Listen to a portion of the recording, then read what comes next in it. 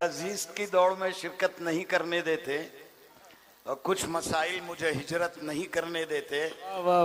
हम कलंदर हैं, अगर जिद पे उतर आए तो फिर बादशाहों को हुकूमत नहीं करने देते। वाह, अगर मदारिस में मुदर्रिसीन को इस तरह देखा जाए, मसाजिद में उलमा अइम्मा खुतबा को इस तरह देखा जाए, याद रखें आपकी मौत के बाद जनाजे की नमाज पढ़ाने के लिए कोई आलिम आपको मुयस्सर नहीं होगा। कोई इमाम स्विगी में कर रहा है, फजर के बाद 12 बजे तक 1000 रुपए कमा लेता है, वो आपकी गुलामी क्यों करेगा? 30,000 रुपए कमा रहा है और आप 24 घंटे सदल बोल रहा है, चाय बोल कर आओ, सेक्रेटरी बोलता है जूते लेकर आओ, कोई मेंबर बोल रहा है पान ले। ये क्या है भाई? इमाम है आपका। इतने शहर में मालदार हैं, अदब से बोल रहा, अपने बच्चों को लाकर छोड़िए ना, आपको पता चलेगा कि आपका बच्चा रोटी खा रहा है कि बिरयानी खा रहा है। मालदार लोगों के बच्चे आएंगे, पता चलेगा कि वो फोम पे सो रहा है कि चटाई पे सो रहा है। मालदार के बच्चे बिशप कॉटन में पढ़ाएंगे, मालदार के बच्चे विजडम में पढ़ाएंगे, तो मालदार बच्चे भी लाकर यहाँ छोड़ें, तब मुफ्ती शमाइल पैदा होगा। अकाबिर की मौजूदगी में, जिनकी पूरी हयात दर्सो तदरीस में, इफ़ाम व तफ़हीम में, तसव्वुफ़ व सुलूक में गुज़री हो, इन अकाबिर की मौजूदगी में और मजमे में जहाँ भी नज़र पड़ रही है हज़रात उलमा हैं, इसमें बहुत सारे मुफ्तियान होंगे, खुतबा होंगे, मुहक्किक होंगे।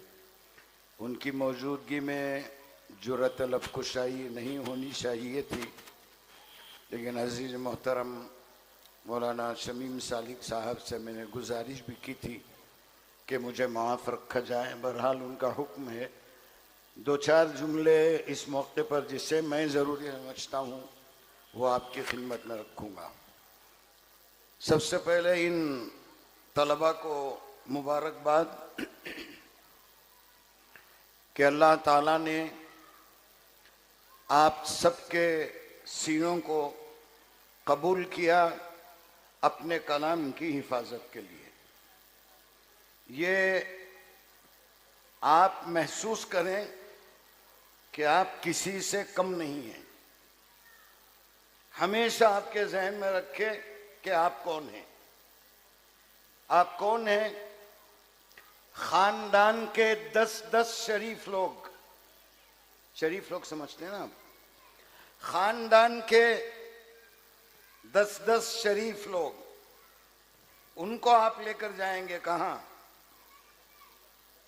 इसे तो जोर से बोलिए, जन्नत। शरीफ लोग का मतलब तो आप भी समझते होंगे।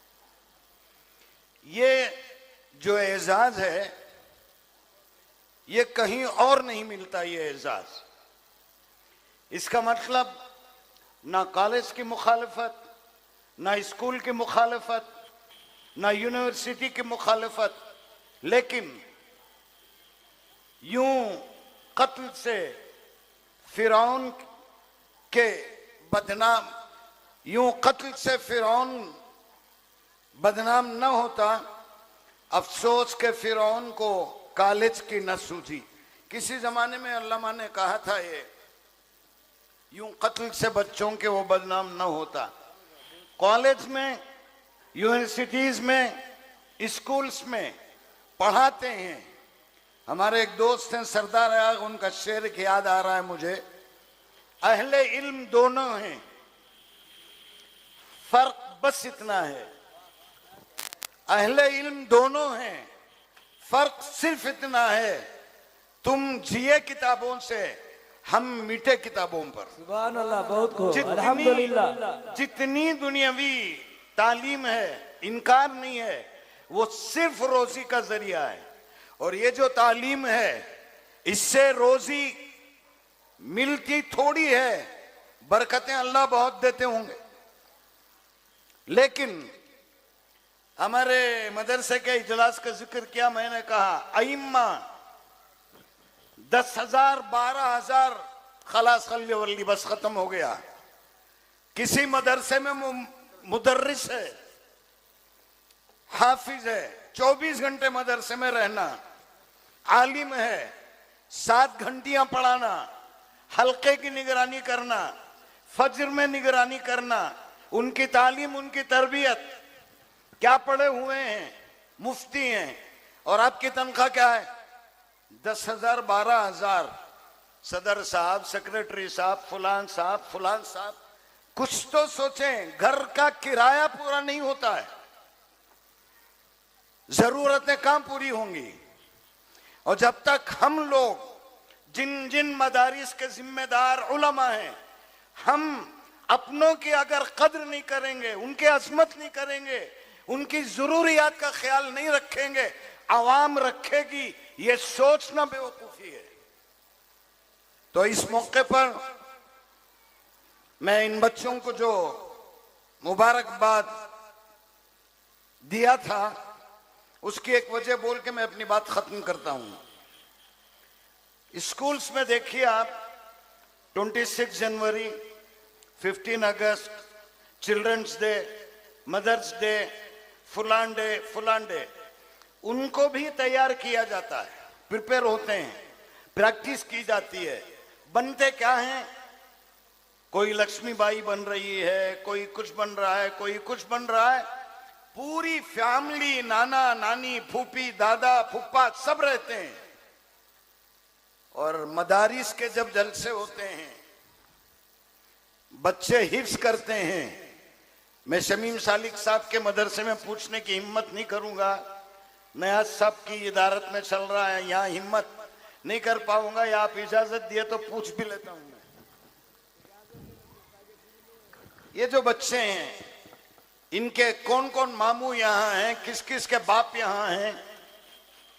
इधर बच्चे बैठे हैं, इनके बाप मामू यहां हैं मजमे में हैं? यहां हैं? कोई नहीं आया आपके? यही बोल रहा हूं, ये दर्द है मेरा। याद रखें, मरने के बाद कब्र में न कोई अमीर आएगा, न कोई फुप्पा, न कोई फुप्पी, न कोई मामू, न कोई मामी।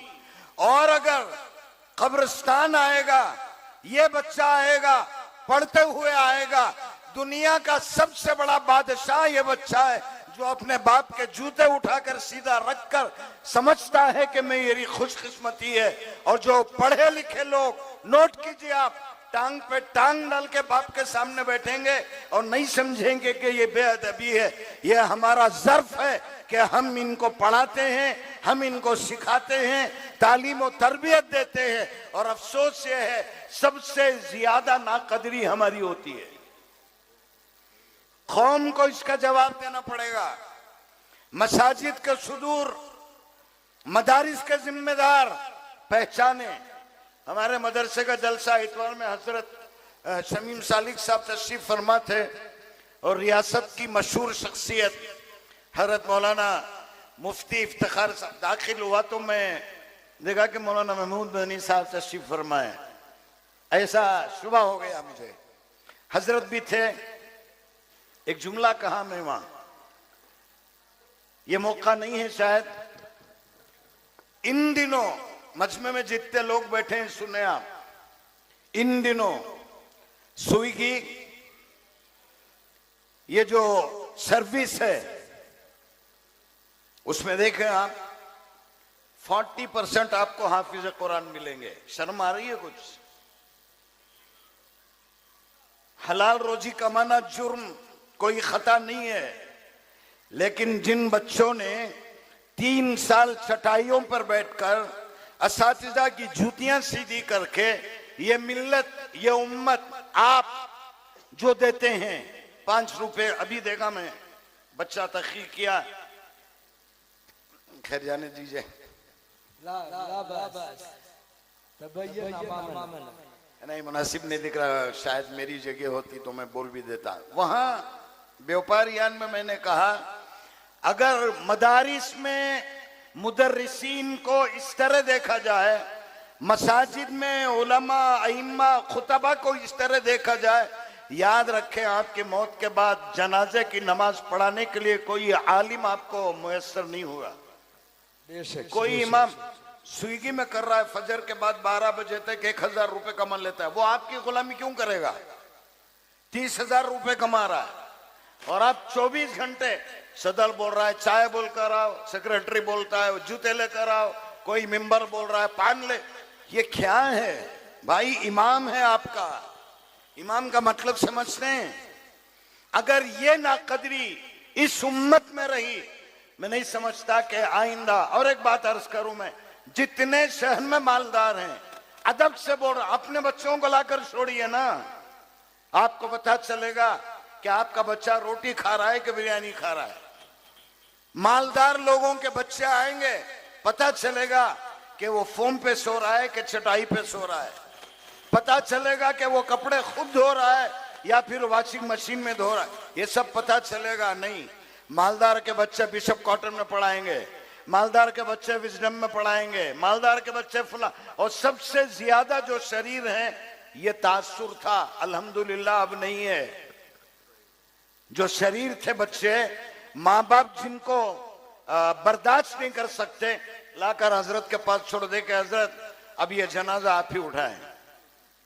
अब वो दौर नहीं है, माशाअल्लाह पलट रहे हैं, थोड़ी बहुत तब्दीली है। उलमाए देवबंद का भी इस रियासत पर एहसान है, ये जो बेदारी आई।